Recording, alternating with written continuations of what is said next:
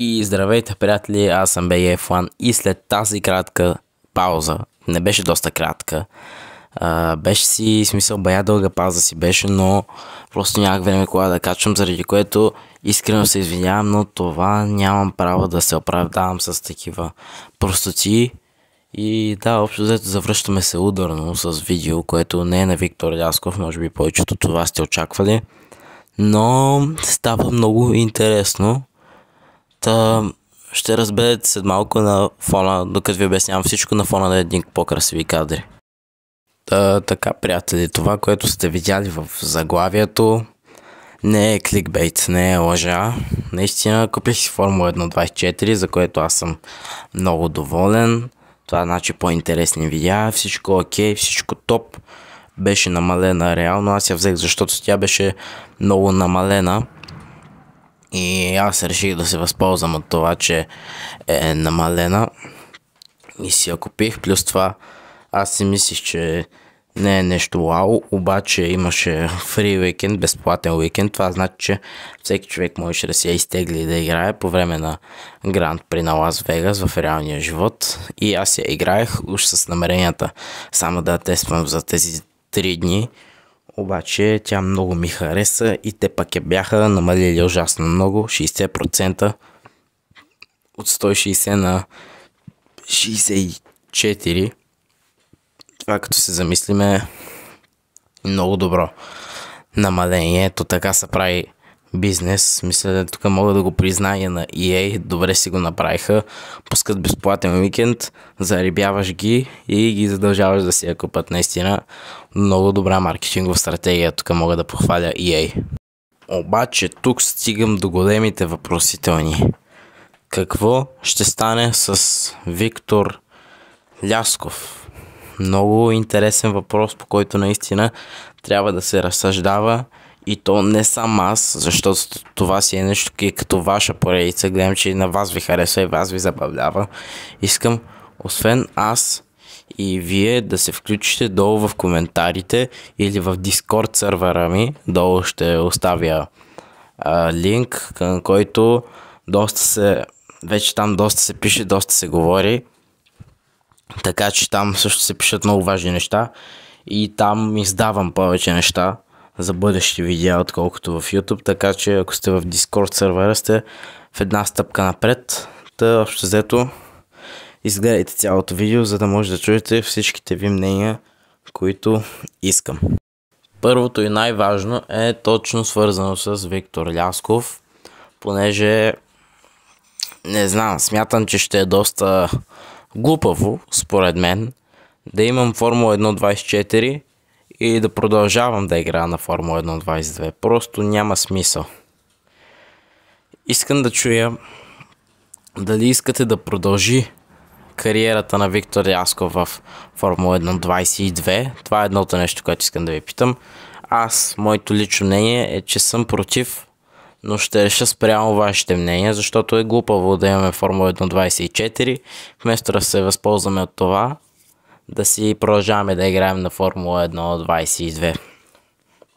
Другото е, което гледам, че в Discord пишехте, да продължим кариерата на Виктор Лясков, само че в някаква друга формула игра и в този случай, ако така стане, ще е за Формула 1.24. Само че това според мен също не става. С това според мен и то не става, затова аз съм и против и това, но както казах, вие решавате, защото сега ще ви го обясня накратко. То реално вече сме минали 3 сезона, ако броим и сезона във Формула 2, който нищо, че беше един епизод, пак си е сезон. Промените, като цяло пилотите във Формула 1.22 са различни, самата игра е различна, плюс това няма как да почнем от същото ниво, на което е Виктор Лясков. Няма как тази последната му победа няма как да я има, успехите му няма да се съществят, така че аз съм и против тази версия, но ще ви очаквам вас. Третата и най-добра и най-яка версия за как да продължим, според мен, е изобщо да не спира, изобщо да не продължава. Сега искам да ме чуете. аз имам някакви замисъли в главата. Знам какво ще направя, ако спра на Виктор Лясков идеята. Искам да ми повярвате, аз нищо няма да издам нито в Discord, нито в YouTube. Това, естествено, ако се съгласите на този вариант, който на мен най-ми харесва, имам някакви представи какво да правя и смятам, че може да стане уникално и още по-интересно. Само ще ви кажа, че едно нещо няма смисъл да е вечно. Ще измисля всичко, ще имам всички с подробности. Само ме чуйте, този вариант е варианта за край на кариерата с Виктор Лясков, но това ще е за сметка на нещо друго още много по-интересно. Повярвайте ми, доста по-интересно. Особено като сме в още по-нова игра. Наистина, аз съм за този вариант, така че склоня към него. Чакам вашите мнения. Просто трябва да ми вярвате и да не се притеснявате да си изразите мнението. Даже и да продължи Виктор Лясков, аз нямам проблеми. Просто казвам, че според мен това ще е най-интересният начин, най-якия, защото аз играя Формула 1 24 и тези кариери, аз пък играя като цяло Формула 1 игрите и тези кариери ги правя за забавление. Смятам, че хем на мен ще ви е забавно, хем на вас още повече. И само ще ви кажа, ако създадем новата кариера, която аз искам на мястото на Виктор Лясков, ще бъде уникално. Историята ще е невероятна. Само единствено искам да ме послушате. Така че аз за сега съм за третия вариант, а вие ще решите в коментарите и в Дискорд. Другата ми идея е, за която също ви искам мнението, с вече, понеже независимо какво ще стане с Виктор Лясков, главната игра в канала ще остане Формула 1 24. Ще стане Формула 1 24. На Формула 1 22, ако изберете първия вариант, ще продължи единствено кариерата с Виктор Лясков. Затова аз съм най-против този вариант, защото много ще ги умешим постоянно да качваме на две игри. Затова съм за третия вариант, в който само искам да ми се доверите, но това вече оговорихме. Като цяло идеята ми е, понеже до сега канала най-много се въртеше около Виктор Лясков. Искате ли нещо по-различно, нещо по-разнообразно, като например, аз когато съм свободен игра на онлайн, записвам си доста състезания, както тези, които виждате на екрана си, тези са срещу един мой приятел, с който реално не се познавам в реалния живот, но си говорим онлайн и е достатъчно да играем на Формула 1. Общо взето, искате нещо по-различно, мога да ви предложа онлайн състезания, там Open лобитата, където винаги стават катастрофи, мелета, ужас, интересно, забавно, или пък мога да ви предложа, както тези кадри, които сега виждате, игране едно в едно, един срещу един, срещу други хора, които, повярвайте ми, не са на нивото на ботовете, които виждате в кариерите с Виктор Лясков.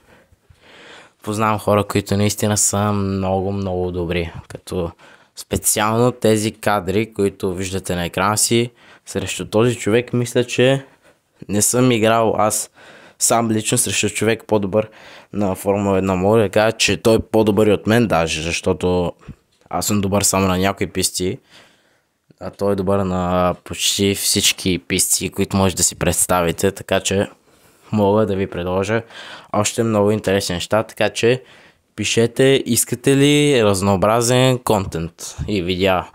Освен Виктор Лясков или новата кариера, която ако изберете третата идея ще видите каква ще е, да качваме и други видеа.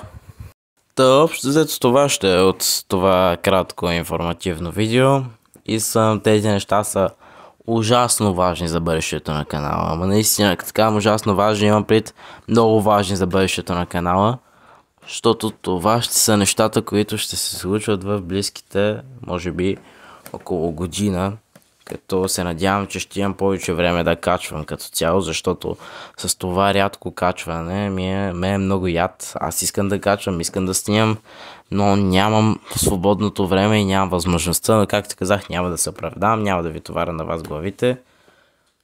Общо взето просто искам да ме разберете, че не е възможно. Има и училище. Тази година особено, аз ви казах, 7 клас съм, много важна година. Не бива да се провалям. Така че, общо взето, това ще е видеото. Надявам се да ви е харесало. Искам да получа вашите мнения в коментарите и в Discord. Линк ще има за Discord сървъра долу в описанието и в коментарите. Ако ви е харесало видеото, може да харесате. Ако ви харесва идеята на канала, може да се абонирате. А ако не искате да изпускате бъдещи видеа, може да цъкнете камбанката заедно с АО или всички. Благодаря ви, аз бях BGF1. Ще се видим в следващия епизод. Надявам се вече във Формула 1.24 за първ път. Така че, чао и до нови срещи!